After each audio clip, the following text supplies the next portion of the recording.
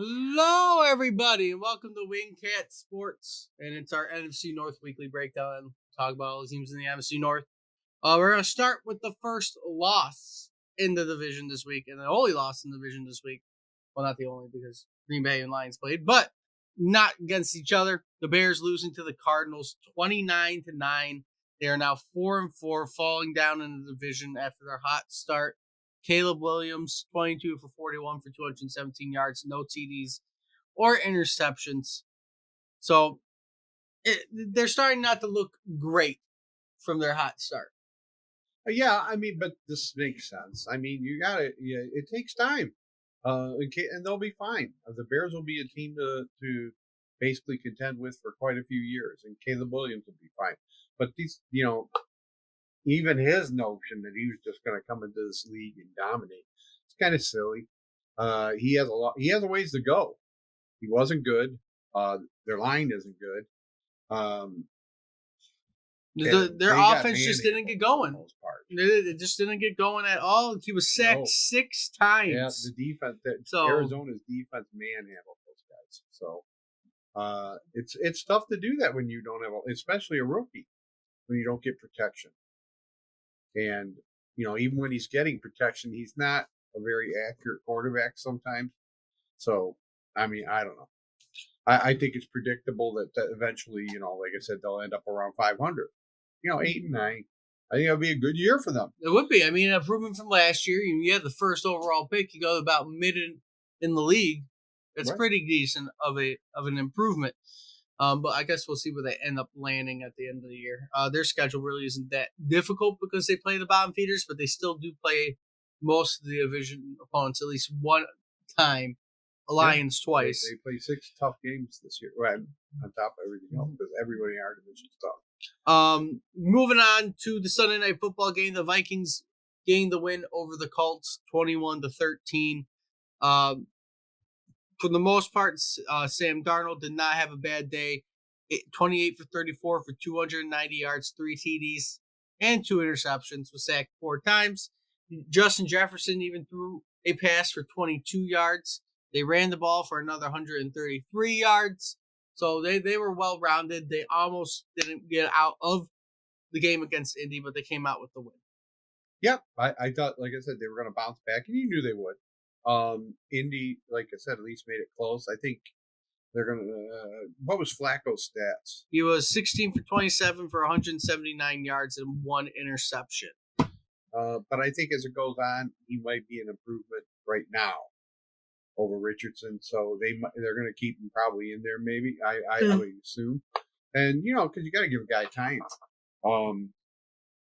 So Indianapolis should be a little bit better than we think, but it's just they couldn't run the ball. Indy ran for 68 yards and threw for 179. So overall, they didn't really get the ball moving on Minnesota, which ended up them losing. They're 4-5 now. Minnesota 6-2, second place in the division. So they're moving up. They're still behind us, along with Green Bay still behind us as well. Then moving on kind of to the last game to talk about in this video is the Lions and Packers. Lions pulling out a victory 24-14. All the smack talk the Packers were doing, saying they were a better team. Than the idea that Detroit can't play outside in bad weather, and it was going to be an easy win for Green Bay because they were outside and it was raining. That is not what happened. The Lions played very well, probably more points than what they put up. Besides the second half, they kind of didn't do anything past that. And then you had the Packers who were just beating themselves up the whole game with penalties. Right. It was a very impressive game. I think whatever doubts I had, from the same old Lions years, that game kind of took it away from me, because I just think you everything about that game said Green Bay should have won. Home field, bad weather, really bad weather, and you took control. They had motivation, more of a read. We were ahead in the division, so they had the motivation to really want to win this game. Plus, like I said, I think we've become the target in our division, in the NFC, really. If not I don't think so much in the NFL, but in the NFC, the Lions have become the target. The standard bears, where the other teams are kind of seeing where they're at, and I expected Green Bay to come out much better than that. I thought they'd have Malik Willis, and I was a little afraid of him considering how mobile he is, and he's been playing really well when he's been called upon. Yep. But Detroit manhandled them. Even though, the score doesn't show it.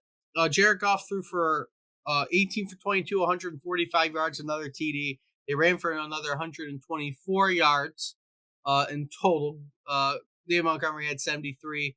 Gibbs had 65. Overall, a decent offensive performance. Like I said, second half, we really didn't have that, but the defense took care of business, even with Brian Branch getting kicked out. Jordan Love was 23 for 39, 273 yards. Didn't have a TD. They had one TD, which was a rushing touchdown.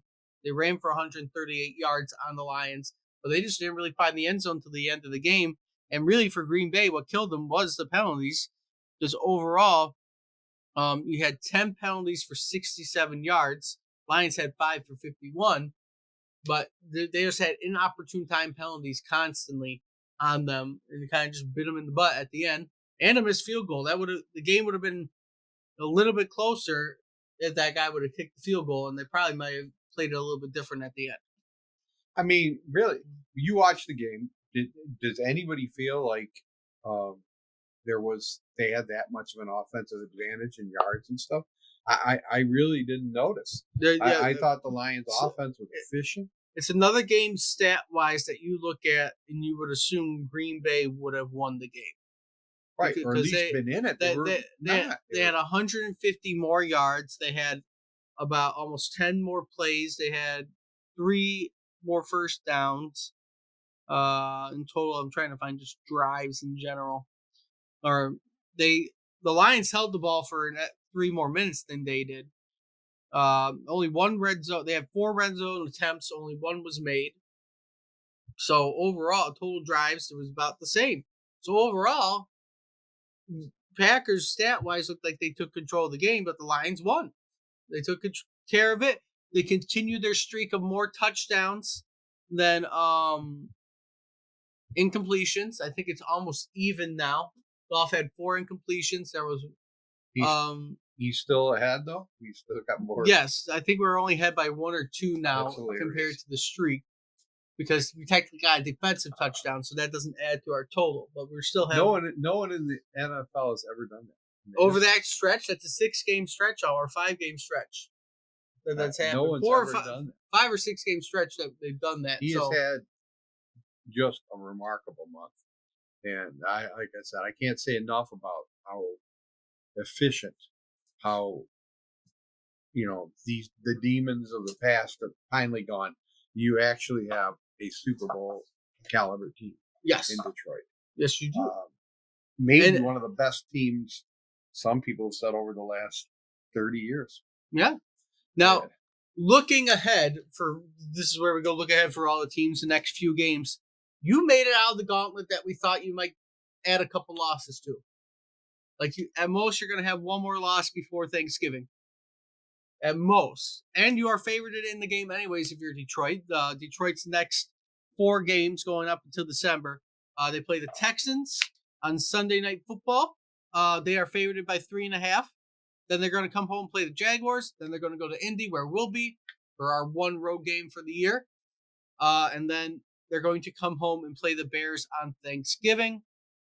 And then they get a week break before they go play the Packers on Thursday Night Football to start December. So, again, you're looking at the next 5 games. I see at least 3 wins out of the next 5, 3 out of the next 4. Right. Guarantee. I'm not going to say guarantee, but I'm pretty confident in.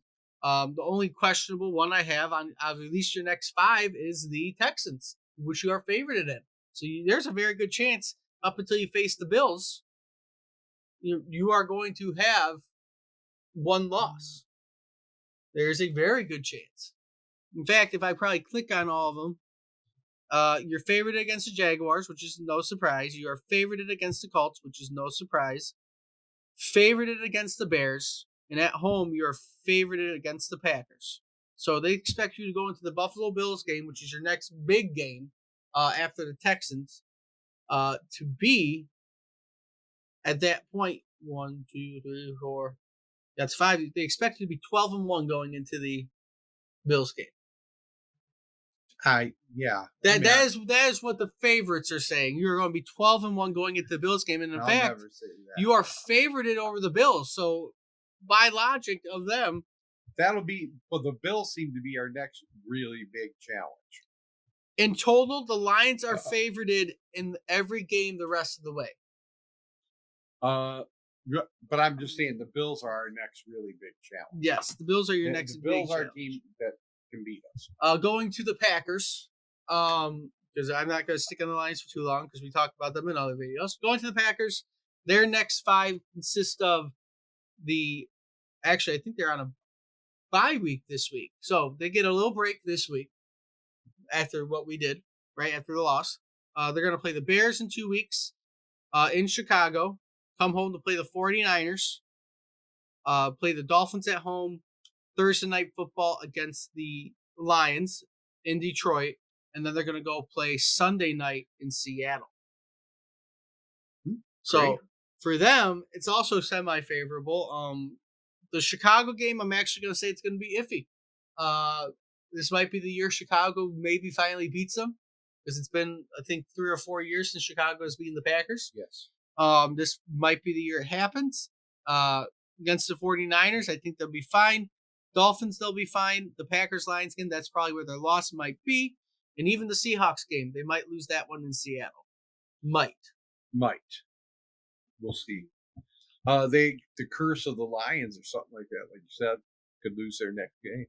So they have the bye week. They have the bye week, which is with the Lions curse. Because of the bye week, they might be okay.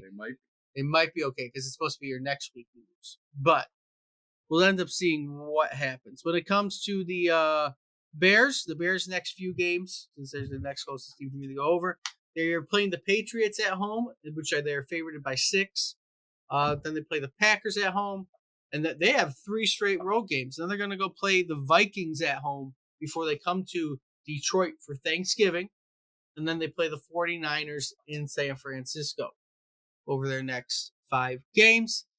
For them, I don't know how favorited they're going to be. In my prediction, they're probably going to go 2-3, maybe 3-2 over the next 5 games. I think they can squeak one out against the Patriots. They might beat the Packers or the Vikings or the 49ers. I'm starting to think that we're going to sweep our division again. We haven't swept our division yet as the team that we are currently. But we didn't sweep our division? No, we didn't. No, we didn't sweep. But I think we're going to sweep our division. And then the last but not least, the Vikings. The Vikings' next few games to keep up in the division. They're going to play the Jaguars this week in Jacksonville. That's probably a win for the Vikings. Tennessee, probably a win for the Vikings. And then they're going to go to Chicago, play the Bears, come home to play the Cardinals, and then the Falcons. They are also likely, I think they're going to go 3-2 over that span. I think they'll lose to the Cardinals and the Falcons, both at home. I'm going to say that's what's going to happen. Your division, I think the Vikings are slowly going to taper off. We'll see what happens, though. I don't think they're going away. But they're not going to go away, but I think it's going to slow down their momentum. We're not going to be as concerned about them. Our division is still, like I said, it's one of the toughest. I just think, like I said, now we're starting to see the best of it, us, kind of break off from the other parts of the division. And they're going to lose a few games, but we're going to just keep winning and never lose. Yeah, you got the Kansas City Chiefs. You might be playing the Chiefs in the Super Bowl undefeated versus a 1-loss team, potentially. Potentially. Well, you got to understand, too, that the refs will be on Patrick Mahomes' side. The Chiefs won in overtime last night off of a few bad penalties that were called. But they're undefeated. And we'll see what ends up happening there, too. But the division is still very close. We picked up Zadarius Smith. Is he going to be playing? I would think. I would think he would be playing this week. So that's good. And as of, I don't know, did we pick anybody else up? I know we're getting close.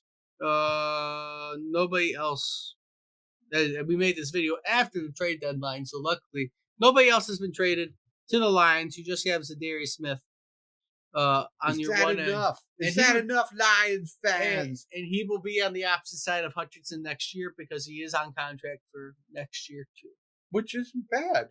So, and for what we traded for him and what we got for him, and the salary, I guess that we're only paying like about $1 million or something for him a year. I mean, it's not. The Packers, it was a really good deal. The Packers did trade away Preston Smith to the Steelers. So there's one move there.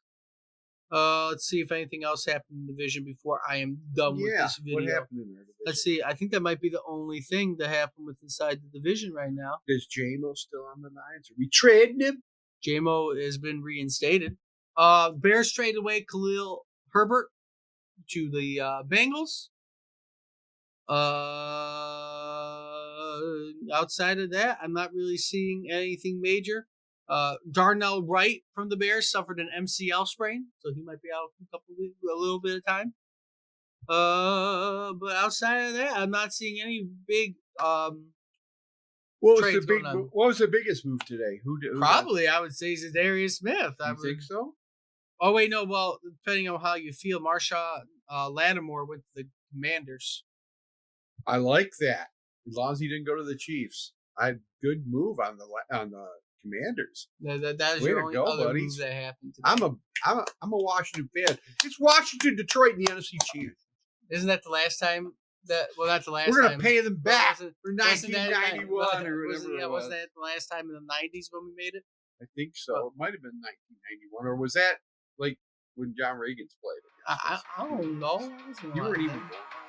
But anyway, if you'd like to see, like, comment, subscribe. Let me know what you think about what went on in NFC North this week, trades that went down. And until next time, everybody, soon.